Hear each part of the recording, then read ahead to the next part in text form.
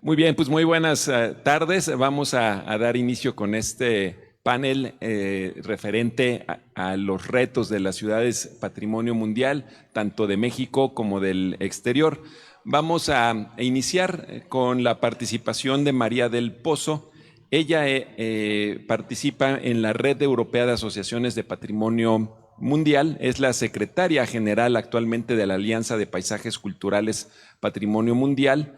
Es directora también de la Fundación Aranjuez Paisaje Cultural desde 2011 y está a cargo de la representación y difusión del paisaje cultural de Aranjuez en el ámbito nacional e internacional. Es la secretaria de la Alianza de Paisajes Culturales y miembro del Comité Científico y de la Junta Directiva de la Red Europea de Jardines Históricos. Nos ha enviado ella su participación a través de un video, así es que corre video.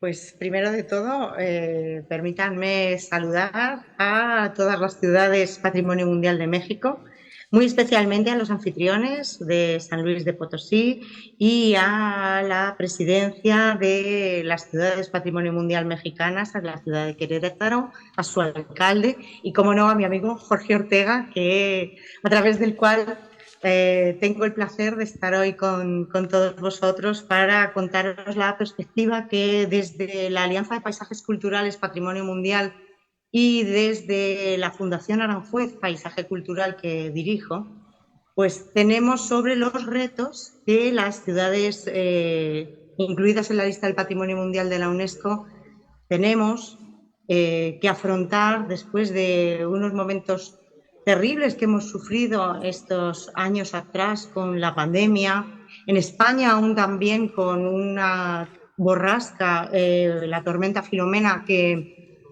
asoló casi la mitad del territorio español con unas temperaturas bajo cero que jamás habíamos vivido y que afectó tremendamente al patrimonio, lo cual me lleva hacia un tema importante que comentaremos más tarde, que es el cambio climático. Pero en general, y para empezar a comentar sobre los grandes retos a los que nos vemos enfrentados los gestores de patrimonio mundial hoy en día, y en particular las ciudades, quería hacer mención de la Agenda 2030, en particular del objetivo número 11, ese que se refiere a lograr que las ciudades sean más inclusivas, que sean más seguras, que sean resilientes y que sean sostenibles. En este sentido, quería mencionar que hace poco leí que el 60% de la población mundial, de todo el planeta, vive en las ciudades y que posiblemente para mediados del siglo XXI este porcentaje se habrá aumentado hasta un 75%.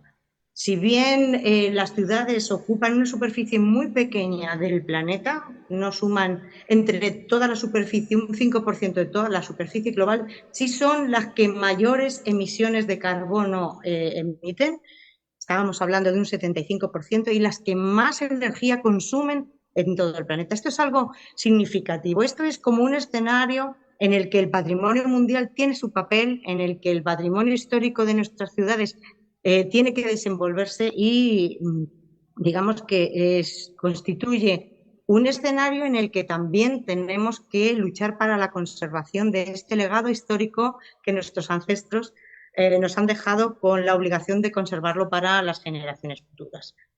En este sentido, retomo el objetivo 11, habla de sostenibilidad. Habla de sostenibilidad y para hablar de sostenibilidad y de ciudades patrimonio mundial, quiero hacer mención de dos aspectos.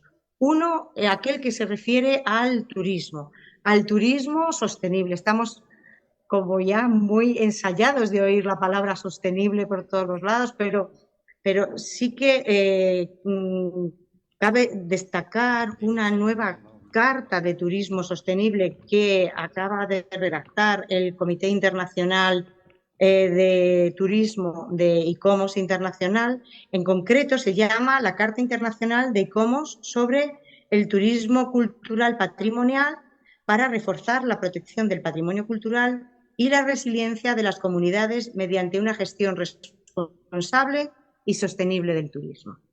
Este es uno de los temas, uno de los retos que desde mi punto de vista es importante subrayar, porque creo que después de los momentos que, como decía antes, hemos vivido, en los que nos hemos visto sometidos a un confinamiento, ahora estamos viviendo una nueva etapa en la que parece que estamos en el otro extremo. Parece que estamos viviendo un momento de turismo reactivo, de turismo de revancha, como han venido a llamarlo en algunos foros, porque la gente estamos deseosas de recuperar todo ese tiempo que hemos perdido durante el confinamiento y ahora queremos visitar o conocer o disfrutar de todo aquello que el confinamiento y la COVID-19 nos impidió durante los años 20 y 21. Y esto está generando también nuevos retos para las ciudades. Pero volviendo a esta carta, volviendo a cuáles son la situación que se tienen que enfrentar las ciudades, la carta dice que hay una creciente preocupación por la degradación del patrimonio cultural y también por las cuestiones sociales, éticas, culturales y ambientales, así como los derechos económicos que vienen asociados al turismo. Porque es verdad que el turismo es una gran fuente de ingresos para muchas de las comunidades que están vinculadas a los sitios patrimonio mundial, es en muchos casos la única fuente de ingresos, pero sí que tiene que hacerse el proceso de la gestión de esta fuente de ingresos, como es el turismo, tiene que hacerse de manera sostenible y de manera ordenada. Por eso, esta carta de ICOMOS Internacional reconoce que el patrimonio es un recurso de naturaleza colectiva, entendiendo que el disfrute y la gobernanza de estos bienes es un derecho, pero también es un deber. También es un deber compartido, además. Compartido no solo para las personas que allí habitan, sino también para los visitantes, para los gestores, para los gobiernos de las ciudades y, en realidad, para toda la comunidad. Hemos visto cómo en estos últimos años ha habido un cambio significativo respecto a los enfoques que se ha dado en el turismo. Es verdad que hay una mayor concienciación, es verdad que digamos, somos más conscientes de la necesidad o de la oportunidad que supone el patrimonio mundial respecto del turismo, pero no debemos olvidarnos que detrás de este gran recurso económico que es el turismo tiene que estar siempre o tiene que prevalecer la conservación de estos lugares, la conservación de ese patrimonio, sin el cual finalmente pues, agotaríamos ese recurso tan importante como es el turismo. Quiero hacer mención rápida de cuáles son los principios a los que se refiere esta carta, los principios básicos, un poco para que se conozcan, un poco para llamar la atención sobre ellos y sobre todo para generar reflexión. Y os animo a que la leáis, está en internet, fácilmente la podéis encontrar, porque creo que es importante. Fijaros, se basa en 7 principios básicos, que son los siguientes. Situar la protección y conservación del patrimonio cultural en el centro de la planificación y la gestión responsable del turismo. Ya hemos hecho referencia a esto. Gestionar el turismo en los lugares del patrimonio cultural a través de planes de gestión. Es importante planificar. No vale hacer una gestión del momento. Es importante tener claro cuáles son nuestros objetivos, qué mensaje queremos transmitir y qué objetivos, qué metas nos planteamos con el turismo en el entorno patrimonial. El tercer principio se refiere a enriquecer la concienciación pública y la experiencia de los visitantes mediante una interpretación y presentación sensibles del patrimonio cultural, reconocer y reforzar los derechos de las comunidades, los pueblos originarios y los portadores de los derechos consuetudinarios mediante el acceso y la gobernanza participativa de los bienes culturales y naturales que utiliza el turismo. Muy importante, las comunidades. El turismo no es solo un recurso económico. El turismo es un bien que pertenece a la comunidad. y la comunidad tiene que ser la gran beneficiaria del turismo. Ese es un gran reto para las ciudades, que el turismo y el beneficio que genera revierta en la comunidad.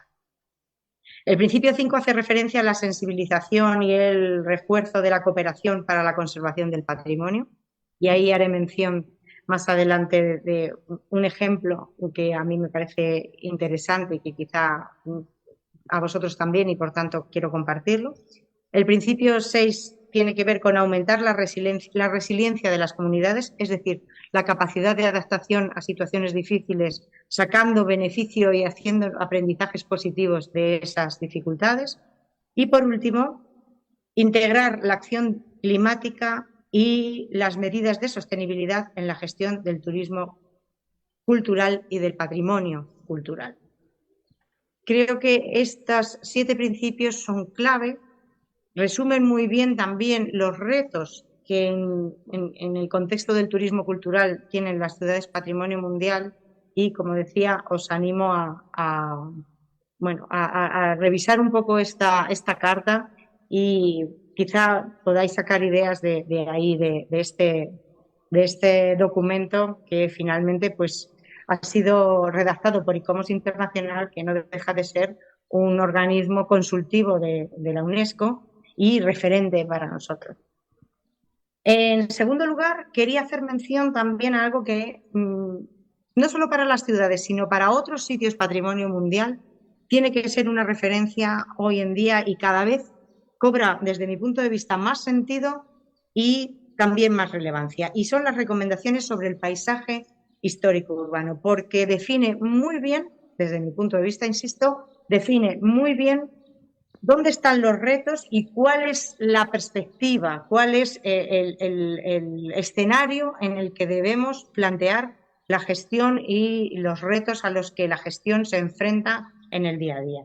Y dice lo siguiente, dice que se entiende por paisaje histórico urbano una zona urbana resultante de una estratificación histórica de valores y atributos culturales y naturales.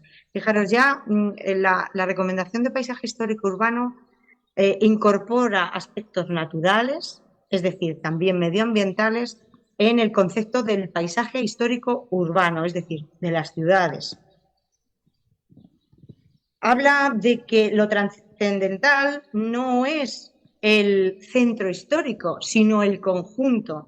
Un conjunto que incorpora la topografía, la geomorfología, la hidrología, las características naturales, el medio urbanizado, tanto histórico como contemporáneo, las infraestructuras, tanto superficiales como subterráneas, los espacios abiertos y jardines, la configuración de los usos del suelo, la organización espacial, las percepciones, importante, y las relaciones visuales, todo ello como parte de la estructura urbana. ¿Por qué estoy haciendo mención a esto? Porque creo que considerar todos y cada uno de estos aspectos que constituyen hoy en día una ciudad, y en particular una ciudad histórica, son clave para poder afrontar todos los retos. Sin esa visión integral, sin esa visión que trasciende a lo arquitectónico, que trasciende al casco histórico en una ciudad, sin esa visión mucho más amplia, creo que es difícil enfrentarse a los retos. Y sobre todo hace mención a algo que a mí me parece especialmente interesante, y es que las ciudades lo son en tanto que hay una comunidad con un pasado, con un legado que forma parte de esa ciudad. Es decir, tener en cuenta a las personas que viven allí, al legado que los ancestros nos han dejado, es básico para poder hacer una buena gestión de una ciudad histórica. Esta nueva perspectiva que incorpora el paisaje histórico urbano, esta manera de ver las ciudades más amplia, creo que es un gran reto y creo que tiene que estar encima de la mesa para cualquier acción en la gestión de nuestras ciudades, no solo hoy en día, sino con miras al futuro. Desde la Alianza de Paisajes Culturales en España estamos trabajando también con otras asociaciones Patrimonio Mundial europeas, De hecho, hoy mismo tuvimos una reunión con la asociación suiza, alemana, francesa,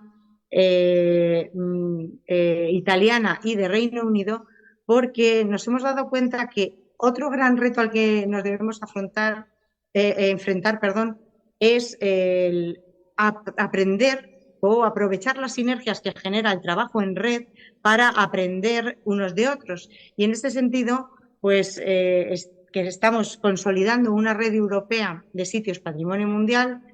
Próximamente tendremos una reunión en la Comisión Europea, queremos hablar con la gente del Consejo de Europa, queremos hablar también con el propio Centro del Patrimonio Mundial, porque sin duda creo que una de las maneras básicas para poder enfrentar todos los retos que hoy en día se nos ponen encima de la mesa a todos los sitios patrimonio mundial es aprender unos de otros. Por eso felicito a esta red de ciudades mexicanas por este trabajo conjunto que me comentó Jorge que estáis haciendo.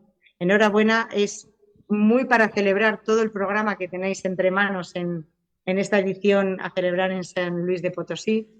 Y bueno, quiero agradeceros la oportunidad finalmente de haberme hecho partícipe de estas pláticas que van a tener lugar con motivo de esta celebración y desearos desde España, desde Aranjuez, todo lo mejor. Un saludo.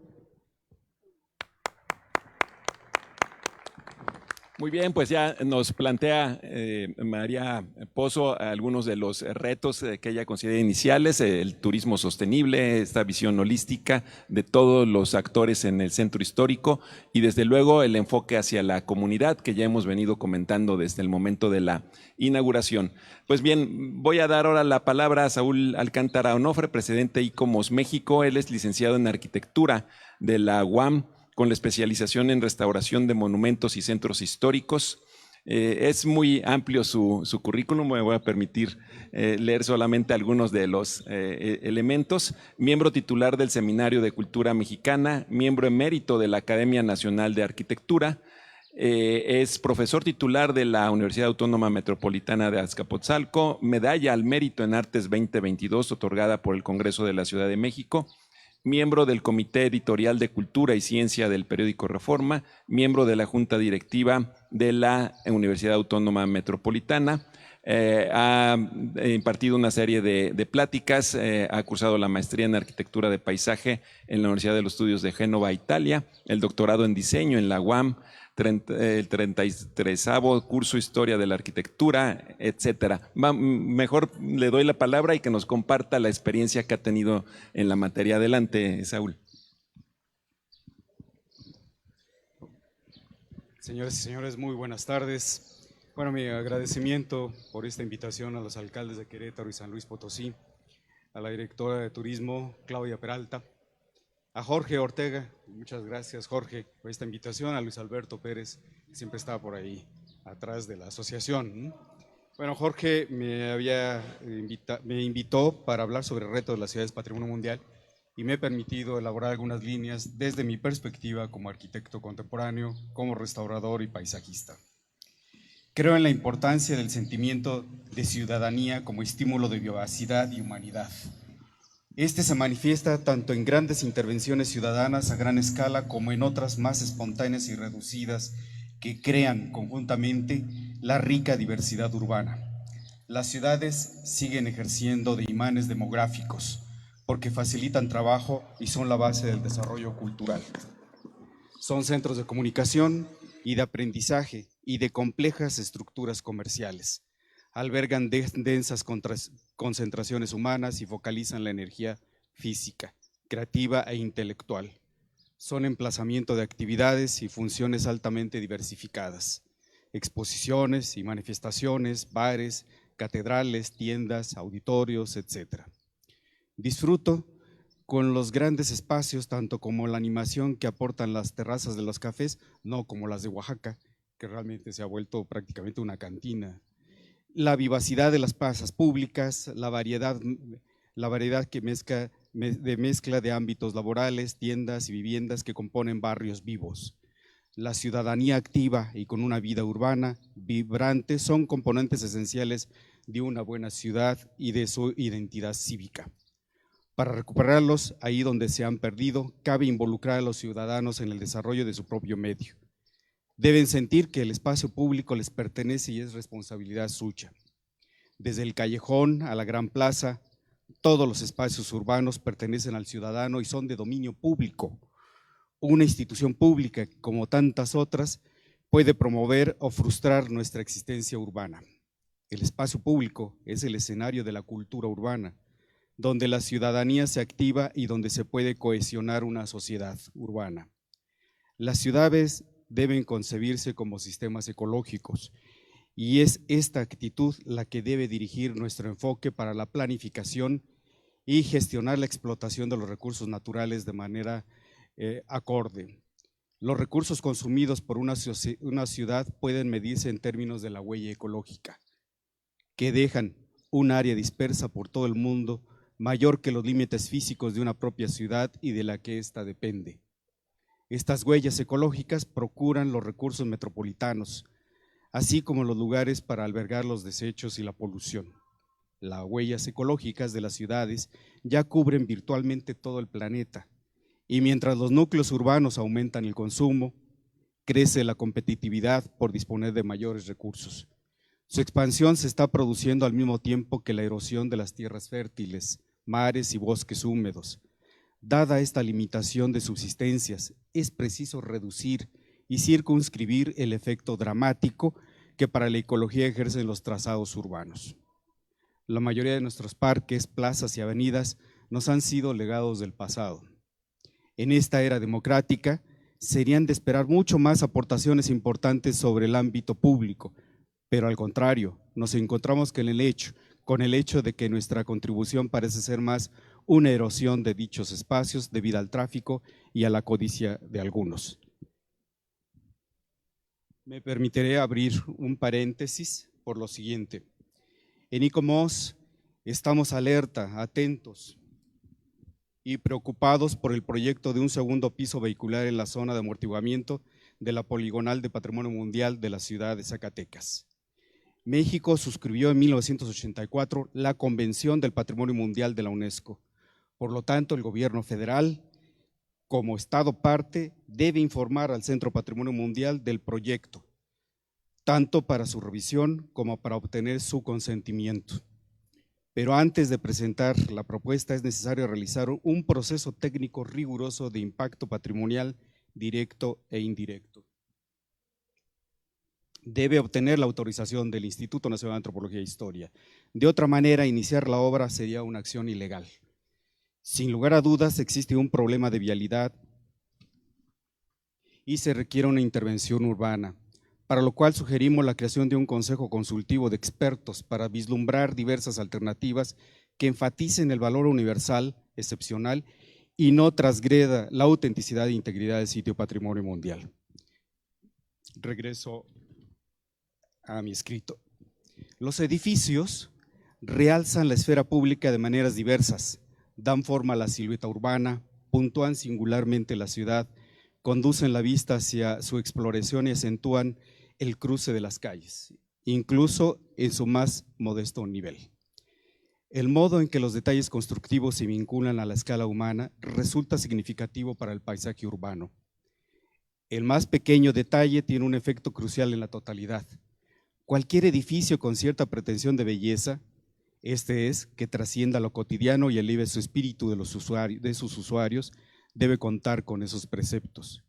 Los edificios, al tiempo que sirven del marco de la vida ciudadana, deben responder a necesidades específicas de los usuarios, lo cual plantea la cuestión de cómo diseñarlos para que cumplan con los requerimientos exigidos. La vida moderna está cambiando más deprisa que los edificios que le sirven de escenario. Así, un edificio industrial se puede convertir en un conjunto habitacional, de oficinas o centro cultural.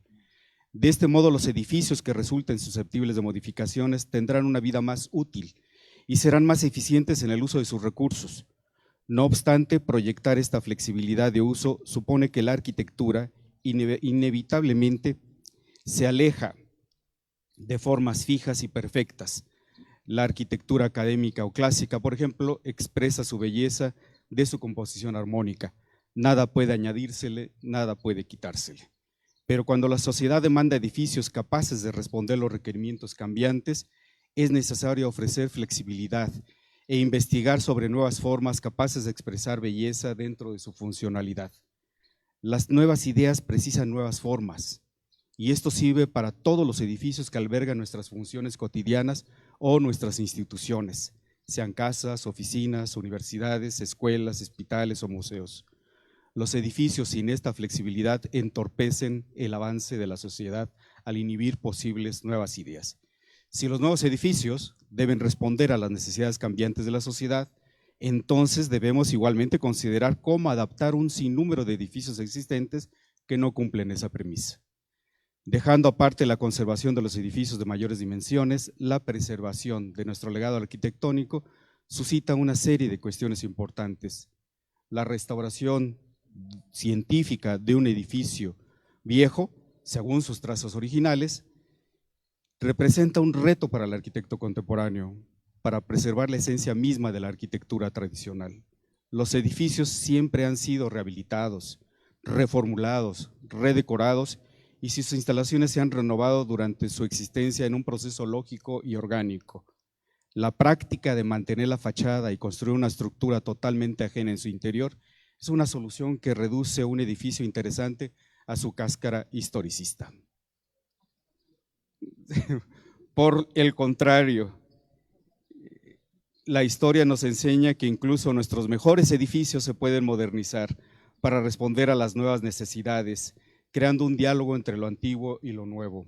Basta pensar en Carlo Scarpa y el Castelvecchio de Verona, o la Sackler Gallery de la Royal Academy londinense de Norman Foster, o la renovación del Reichstag documenta la integración de la cúpula de la estructura existente que permite a los visitantes presidir simbólicamente las cámaras del gobierno que se encuentran abajo. Cuando contemplamos la historia de un edificio como el Louvre, que ha sufrido cambios casi continuos a lo largo de los siglos, pero que mantiene su unidad aludiendo a cada una de sus épocas pasadas, me maravillo de la continuidad cultural que ha originado su forma actual con la pirámide de cristal incluida. El trabajo de I.M. Pei en el Louvre ha demostrado que cuanto mejor sea el edificio, mayor es la necesidad de respuesta de alta calidad, tanto conceptual como de ejecución. Preservar la apariencia histórica de, bueno, me voy a saltar. Muchas urbes muestran lo mejor de ellas mediante el contraste de diferentes épocas de su palimpsesto. Ejemplos soberbios pueden ser la Piazza de la Signoria en Florencia, donde la galería clásica de los Uffizi, construida por Giorgio Vasari, dialoga formidablemente con el esplendor medieval de Palazzo Vecchio, o en Venecia, donde las elegantes arcadas clásicas de Plaza San Marco enmarcan la catedral bizantina. Son el testimonio del valor de un enfoque valiente que asume el cambio. La conservación es evidentemente preferible a la demolición de un buen edificio y su sustitución por otro anodino, pero eso no significa que los edificios deban preservarse impidiendo toda innovación. No hay que restar ninguna importancia al hecho de ponderar nueva vida al legado arquitectónico. Convertir a nuestras ciudades en museos acartona la propia sociedad.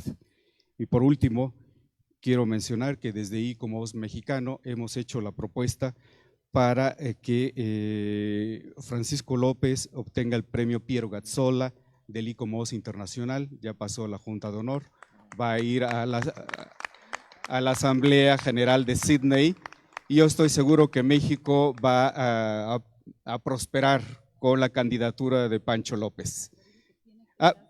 Pero tiene que ir a Sydney, porque de otra manera no va a ser posible. Por otra parte, sí, y esperemos, hemos tenido respuestas interesantes de varios países, porque Pancho, bueno, ¿quién no conoce a Pancho, no? Estamos hablando de aquí, pero a mí me tocó una asamblea del Centro Patrimonio Mundial en Venecia, y bueno, Pancho era el centro de todo, era patrimonio mundial. Bueno, y por otro lado, dialogaba con la directora de turismo. Yo tuve el honor de participar en el Museo Laberinto de la Ciencia en Los Jardines y descubrimos que hay un encino, es patrimonio natural, un encino que se llama Quercus potosina que no existe en ninguna otra parte del mundo, es endémico y solo está aquí. Lo propusimos para el museo, pero desafortunadamente quien construyó dijo es un árbol corriente de campo y pusieron eucaliptos. Entonces hay que rescatar el Quercus potosina. Yo creo que en ninguna parte de la ciudad hay uno. Muchas gracias por su atención. Me pasé 2 minutos nada más. Gracias.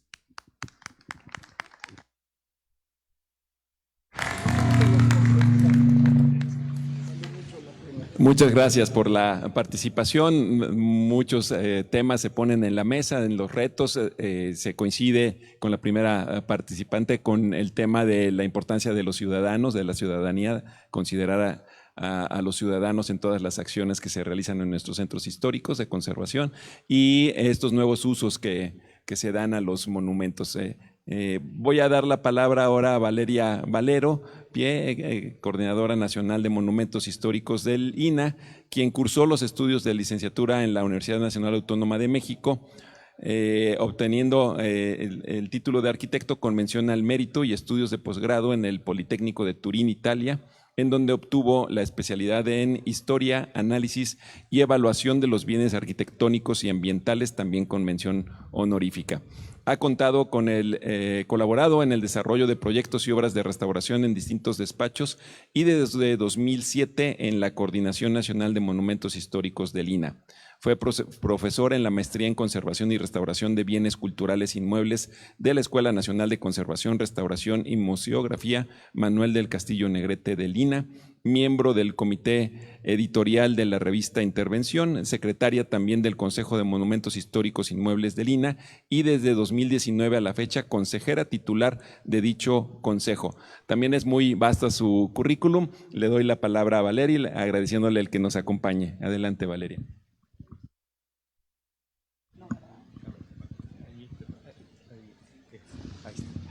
Creo que ya, sí. Pues muy buenas tardes a todos. Saludo con sincero afecto a mis compañeros de mesa y por supuesto también a todo el público presente. Es realmente pues un honor participar en este espacio de reflexión sobre los retos que enfrentan las ciudades mexicanas. Y bueno, pues antes de dar y pasar justo a la presentación que traigo y dar lectura a este texto, pues quisiera agradecer a la Asociación Nacional de Ciudades Mexicanas del Patrimonio Mundial, pues en particular a nuestro moderador también de esta mesa, a Jorge, es el director general, y también a Luis Alberto Pérez, pues por esta invitación y por todas las atenciones que han tenido. También agradecer la hospitalidad del gobierno municipal de San Luis Capital, y en particular a la Dirección de Turismo a través de Claudia Peralta. Muchísimas gracias por la invitación y bueno, pues también obviamente a la Universidad Autónoma de San Luis Potosí que hoy nos recibe. Y bueno, pues al recibir la invitación a participar en esta mesa, pues iniciar esta reflexión implicó pues un repaso, sobre todo también del universo al que nos referimos, ¿no? Es un universo muy amplio. Hay ciudades históricas, como ya se ha dicho, que recibieron la distinción expresa, digamos, por sus características excepcionales. También ciudades como San Luis Potosí, que fueron consideradas patrimonio mundial por formar parte del Camino Real de Tierra Adentro. Ciudades que, si bien no tienen un nombramiento específico, poseen dentro de sus estructuras urbanas importantes bienes inscritos también en el patrimonio mundial. Y bueno, y a este amplio grupo de ciudades, además también en esta reflexión, pues para mí, trabajando en el INAH, fue inevitable también, por supuesto, sumar las ciudades que han sido declaradas a nivel nacional zonas de monumentos históricos, que por cierto a la fecha suman 62, porque justamente el viernes pasado, hace una semana, se publicaron 2 decretos. Se publicó el decreto para declarar una zona de monumentos en El Oro, Estado de México, y en Huichapan, Hidalgo. Entonces también estamos muy contentos por esas 2 declaratorias que se suman a pues este patrimonio protegido. Y bueno, pues es bastante también obvio pensar que al revisar todas estas ciudades, pues fue inevitable obviamente resaltar que tienen orígenes diversos, que tienen características diversas, sus poblaciones son diversas, las escalas urbanas y arquitectónicas también son diversas, sus realidades y sus problemáticas son diversas y pues por ende con retos y desafíos particulares en cada una de ellas. Pero bueno, pues también es importante decir que esta reflexión también nos lleva a encontrar aspectos que comparten, ¿no?, en mayor o menor medida, y que pues permitieron hacer un ejercicio para encontrar retos compartidos. Muchos retos ya fueron de estos mencionados. Yo presentaré pues los que me parecen de mayor relevancia.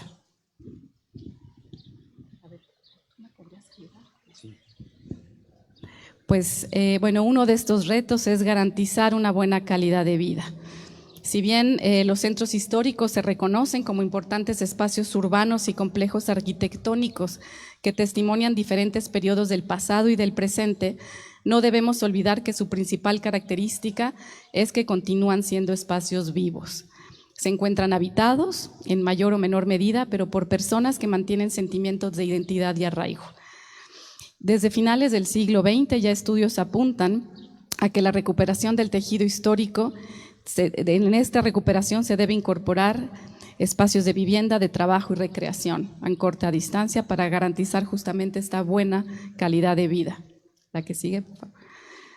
Impulsar la sustentabilidad social en los procesos de recuperación. Se requieren planes integrales de actuación que planteen estrategias y programas orientados a la sustentabilidad social en los procesos de recuperación, que contribuyan a reforzar la identidad cultural de la población. La expulsión de los vecinos tradicionales contribuye a la pérdida de la identidad cultural de estas áreas urbanas, además que también pone en riesgo la salvaguardia del patrimonio cultural inmaterial por perderse con ello manifestaciones culturales espontáneas. La que sigue, gracias. Apostar a un desarrollo sustentable o sostenible, como también pues ya lo comentaba en su participación María del Pozo, que obviamente va muy ligada a la Agenda 2030. Es necesario poner en marcha iniciativas duraderas para la recuperación de los centros históricos que perduren en el tiempo y satisfagan las necesidades del presente, pero sin perjudicar las necesidades de las generaciones futuras. La malentendida modernización sigue ocasionando la desaparición de valiosos testimonios de arquitectura patrimonial que son sustituidos por edificios que no contribuyen al enriquecimiento del patrimonio edilicio existente, como también lo comentaba Saúl hace un momento. El siguiente es buscar el equilibrio en la actividad turística, también como María ya lo comentó ampliamente, llegar a un turismo sostenible, un turismo cultural respetuoso. Y bueno, es importante reconocer que la actividad turística y las actividades culturales asociadas a dicha actividad han contribuido en gran medida a la recuperación de centros históricos. Proyectos de gran envergadura han podido realizarse gracias al fomento de esta actividad que ha permitido la obtención de recursos para la protección y la rehabilitación del patrimonio. Sin embargo, el impacto del turismo es uno de los principales factores que propician la expulsión, por lo general, de la población de menores recursos y el incremento excesivo del precio del suelo. Como consecuencia del desarrollo de turismo en masas, numerosos complejos monumentales se están viendo sometidos a fuertes presiones de diversa índole. También un concepto ya mencionado ampliamente es el paisaje histórico urbano. Debemos proteger ese paisaje. Entendido, que también ya María lo definió, pero bueno, aquí algunas a lo mejor anotaciones adicionales, entendido como el lugar, el perfil de las ciudades, los ejes visuales, las líneas y tipos de edificios, los espacios abiertos, la topografía, la vegetación y todas las infraestructuras, incluso las de menor tamaño.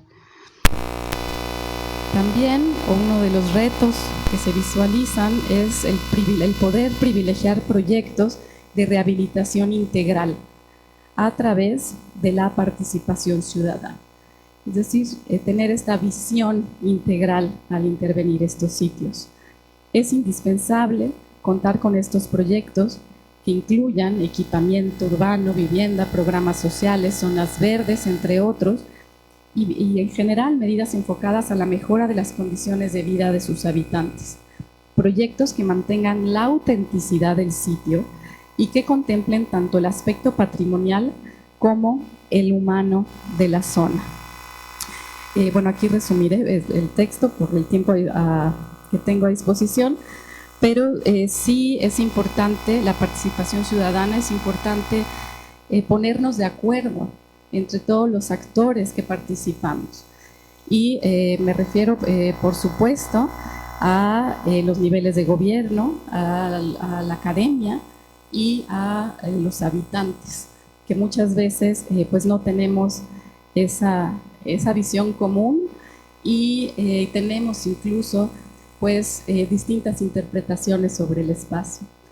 Entonces, bueno, pues esto también es uno de los grandes retos. El que sigue es mejorar las condiciones del espacio público.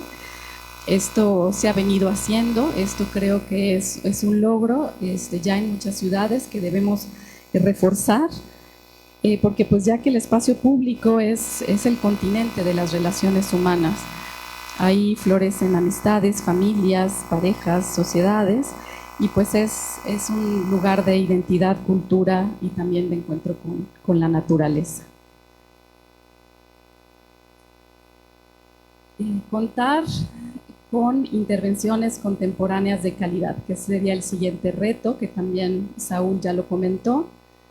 En algunos centros históricos se ha conseguido incorporar una arquitectura contemporánea de calidad y con la que pues efectivamente se enriquece nuestro legado patrimonial. No en todos casos, lamentablemente, esto se ha logrado, se han destruido edificios de interés histórico y artístico y pues se han construido construcciones que podemos definir como pues poco respetuosas, como adefesios, diría Saúl. La siguiente sería inhibir la especulación inmobiliaria. La especulación inmobiliaria trae consigo algunos problemas que afectan los centros históricos.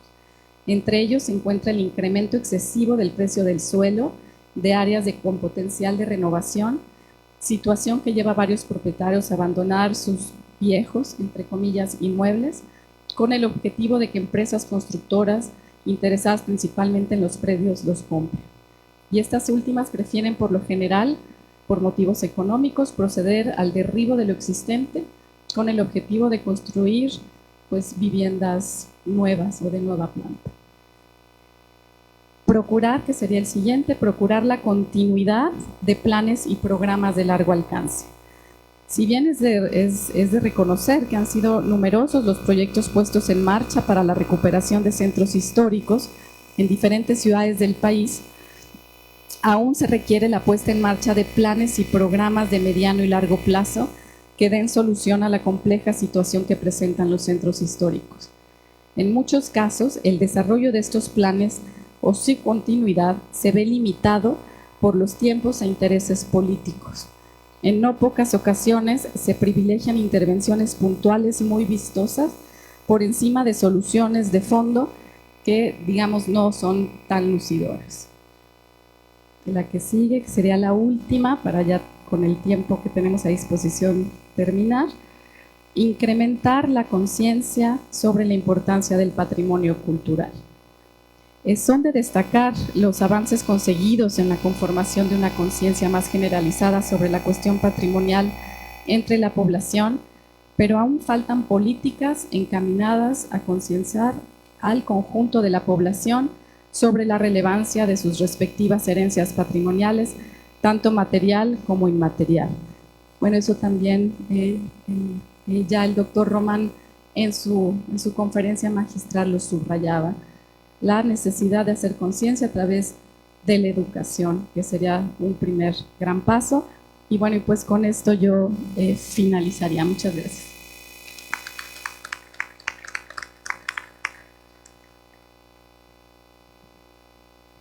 Muchas gracias, Valeria. Sintetizaste muy bien todos los retos, muchos de los retos que hay. Y pues bueno, le va a tocar aquí a Gustavo, como responsable de uno de los centros históricos, comentar pues qué se ha realizado, que Querétaro es un buen ejemplo de lo que se ha realizado en materia de conservación, atendiendo algunos de los retos que nuestros expertos han señalado. Adelante, Gustavo, no sin antes leer su currículum. Él es arquitecto egresado del Instituto Tecnológico de Querétaro, con maestría en Administración por la Universidad del Valle de México, posgrado en Evaluación en Bienes Inmuebles por la Universidad Autónoma de Zacatecas, posgrado en Evaluación de Maquinaria y Equipo también por la UAS, gerente de Diseño de Proyectos para el Desarrollo Inmobiliario en la Comisión Estatal de Aguas, director de Programa de Acción Comunitaria, jefe de la Unidad de Infraestructura Vial Urbana en la Comisión Estatal de Caminos, director del Programa Acción Comunitaria en el municipio de Querétaro, secretario técnico del Programa de Acción Comunitaria en el municipio de Querétaro, regidor suplente y en función en la Administración Municipal 91-94, catedrático en la Maestría en Evaluación en la Universidad del Valle de Atemajac, catedrático en la licenciatura en Ingeniero en la Universidad del Valle de Atemajac también. Adelante, Gustavo. Gracias. Gracias, Jorge, por la invitación. Gracias, Luis Alberto, por todas las atenciones. Claudia, un abrazo también al alcalde Enrique Galindo, que con el alcalde Luis Nava, Querétaro, bueno, cada vez más se fortalecen estos vínculos que tenemos en común. Gracias también a Carlos Tejada, que el día de hoy representa a UNESCO en este evento. Muchas gracias, Carlos. Por favor, un abrazo a todo el equipo. Y bueno, es un honor para mí convivir en este panel con Saúl y con Valeria, que ya me ganaron todo. Sí, pero lo único que no me pueden ganar es que no son queretanos. No, no se crean. Y que yo quiero mucho mi tierra y tengo considero una gran identidad y un gran amor por mi tierra. Bueno, desde Implan Querétaro llevamos justamente el tema de ciudades patrimonio. ¿Por qué desde Implan Querétaro lo llevamos? Lo llevamos justamente porque si no entendemos lo que significa el respeto, ¿sí?, a nuestra memoria, a nuestra historia, no puedes planear absolutamente nada. Siempre vamos a partir del centro. Ahora, viene una pregunta que yo le haría a todos ustedes, y es: ¿cuál es la mejor ciudad patrimonio de la humanidad? ¿Cuál consideran que es? Efectivamente, en la que vivimos, en la que estamos. Hoy estamos en San Luis y es la más bella, es la mejor, y la vamos a respetar y la vamos a cuidar. Y cuando vayan a Querétaro creo que vamos a hacer lo mismo, y cuando vayamos a San Juan del Río haremos lo mismo. ¿Cuál es el mayor reto que tienen las ciudades patrimonio de la humanidad? Es justamente que la humanidad comprende el legado que le están dejando. Ese es el principal reto. Las ciudades, al final de cuentas, se han generado pues gracias al desarrollo humano. No hay que olvidar, ninguna ciudad fue mágica, ni ya llegaron y la encontraron y ya apareció. No, es justamente ha sido forjada por el trabajo de la humanidad. Y justamente es a la misma humanidad a quien le están legando este patrimonio para decir: hey, no te olvides de lo que has forjado, no te olvides de lo que tú has generado. Bueno, el reto conlleva también varios componentes para poder lograr los objetivos. Bueno, el primero es, y coincido con Valeria, son las planeaciones a largo plazo. Me permito hablar de Querétaro. En Querétaro tenemos un programa a largo plazo que es el 2050, alineados a objetivos de desarrollo sostenible, de los cuales se desprenden 5 ejes: el económico, el social, el de gobernanza, el urbano y el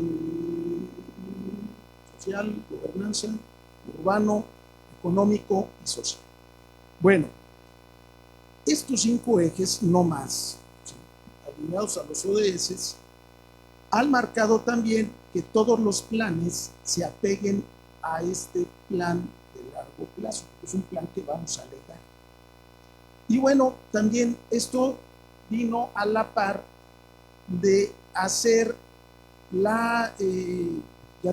bueno, tenemos nuestro plan de manejo, pero había que renovar ese plan de manejo, esto que hemos hecho con UNESCO, de manera muy acertada, y está a unos días ya de aprobarse, y justamente se ha alineado a los objetivos de desarrollo sostenible, y también maneja estos aspectos tanto culturales como también del paisaje, como ya también lo ha tratado Saúl y Valeria. Bueno, estos son componentes, a final de cuentas, que son importantes para poder lograr estos retos. Me gustó mucho la exposición del maestro Francisco Román, cuando hablaba justamente en su conferencia sobre la identidad. Y eso es algo muy importante que tenemos que lograr en las ciudades, la identidad. Si no tienes identidad, pues ¿cómo vas a poder querer, amar, respetar a una ciudad? Entonces esta parte es sumamente importante, de la cual debemos de nosotros coadyuvar en que las personas, ¿cuál va a ser para que las personas en un momento dado hagan suya la ciudad, respeten la ciudad? ¿Qué sucede hoy? Bueno, pues también los nuevos tiempos pues han también cambiado los enfoques también en las ciudades. Hoy, ¿por qué lo digo? Bueno, hoy hay expresiones que en cierto modo, bueno, pues